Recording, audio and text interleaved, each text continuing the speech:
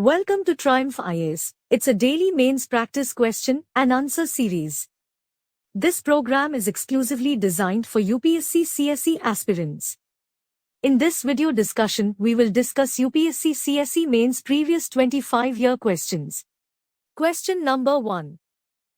Define mantle plume and explain its role in plate tectonics. Let's start with the introduction of the answer. A mantle plume is a large column of hot rock rising through the mantle. The heat from the plume causes rocks in the lower lithosphere to melt. The main body of the answer should be number 1. The largest mantle plumes are presumed to form where a large volume of mantle rock is heated at the core mantle boundary. Number 2.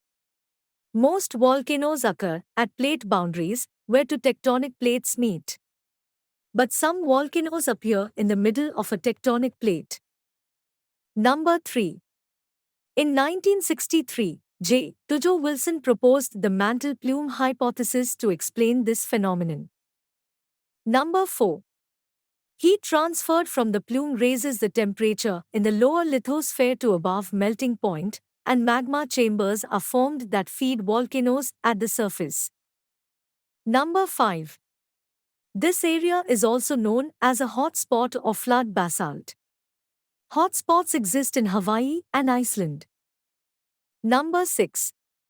The mantle plume hypothesis is useful in understanding the formation of volcanic chains, growth and breakdown of supercontinents, active rifting, the formation of passive volcanic-type continental margins, and the origin of time progressive volcanic chains on oceanic and continental plates.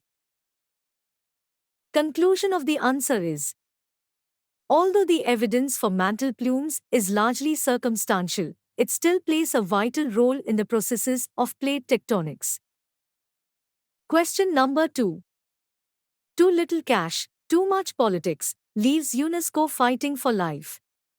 Discuss the statement in the light of US withdrawal and its accusation of the cultural body as being anti-Israel bias. Let's start with the introduction of the answer. The United States on 12 October 2017 announced its withdrawal from the UN Educational, Scientific, and Cultural Organization, UNESCO, accusing it of continuing anti-Israel bias. The main body of the answer should be: number 1. UNESCO is the first UN agency that has admitted Palestine as a full member in 2011. As required by law, the US has stopped funding the UNESCO since then. Number 2. The US withdrawal will take effect on 31st December 2018, and until then it will remain a full member of the body. At the heart of its recent problems is a financing crisis since 2011, when UNESCO voted to admit Palestine as a full member state and Washington responded by halting payment of its annual $80 million in dues. Number 3. The United States and Israel were among just 14 of 194 members to vote against Palestine's membership. US laws bar funding to any UN agency that recognizes the Palestinian state. Number 4.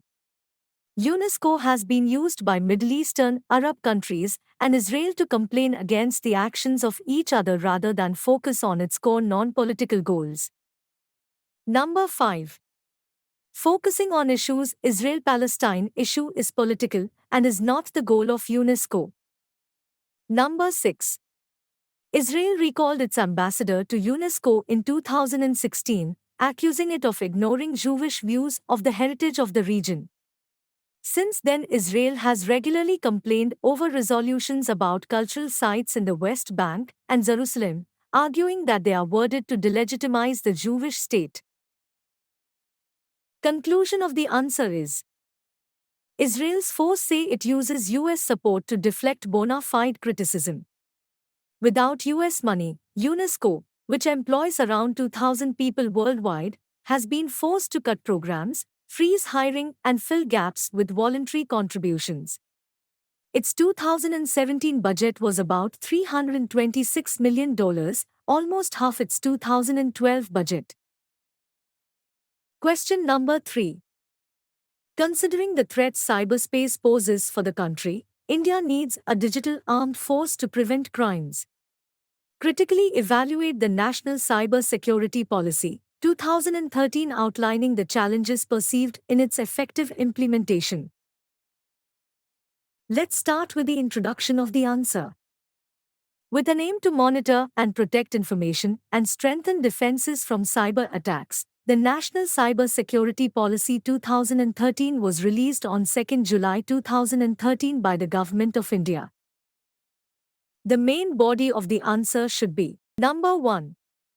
The Cyber Security Policy aims at protection of information infrastructure in cyberspace, reduce vulnerabilities, build capabilities to prevent and respond to cyber threats, and minimize damage from cyber incidents through a combination of institutional structures, people, process, technology, and cooperation. Number 2. The objective of this policy in broad terms is to create a secure cyberspace ecosystem and strengthen the regulatory framework. A national and sectoral 24/7 mechanism has been envisaged to deal with cyber threats through National Critical Information Infrastructure Protection Center, NCIIPC. Number 3. Computer Emergency Response Team, CERTIN, has been designated to act as a nodal agency for coordination of crisis management efforts. Challenges perceived in effective implementation of National Cyber Security Policy, 2013. Number 1. The release of the National Cyber Security Policy 2013 is an important step towards securing the cyberspace of our country. However, there are certain areas which need further deliberations for its actual implementation. Number 2. The provisions to take care security risks emanating due to use of new technologies, e.g. cloud computing, has not been addressed. Another area which is left untouched by this policy is tackling the risks arising due to increased use of social networking sites by criminals and anti-national elements. Number 3. There is also a need to incorporate cybercrime tracking, cyber forensic capacity building, and creation of a platform for sharing and analysis of information between public and private sectors on continuities basis. Privacy of data of individual citizens has also not been addressed properly, and it should be included. Number 4. While the government intends to create a high-capacity information network for the digital army based on state-of-the-art technologies of the Indian Armed Forces, the Indian Army has a long way to go before it is totally digitalized. Number 5. For instance, Army's operational information systems are expected to be fully functional only around 2020 to 2024, and the Tactical Communication System, TCS, has yet to come. Number 6. Other long-term plans of the Army include developing automation applications for equipment procurement, storage, maintenance, logistics management, and a geographic information system, GIS, connectivity for which is provided through the Secure Army Data Network, available to all units of the Indian Army. Conclusion of the answer is: the key to success of this policy lies in its effective implementation. The much talked about public-private partnership in this policy, if implemented in true spirit, will go a long way in creating solutions to the ever-changing threat landscape.